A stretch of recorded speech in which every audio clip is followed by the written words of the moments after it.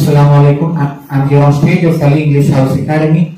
We have a speech that is in Kannada. We have a Kannada speech, and the specialty of this program is we have a mother and son. Son is studying in second standard, right? And his mother. So both together they want to give the speech. So I'm really glad to have such a program here in Ali English House Academy. So let's hear the speech. Yes, inshallah. Start.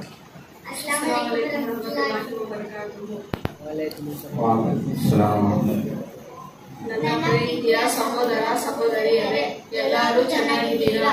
ತುಂಬಾ ಸಂತೋಷ. ಇಂದು ನಾನು ಒಂದು ಹದೀಸ್ ಅನ್ನು ಹೇಳಲು ಬಯಸುತ್ತೇನೆ.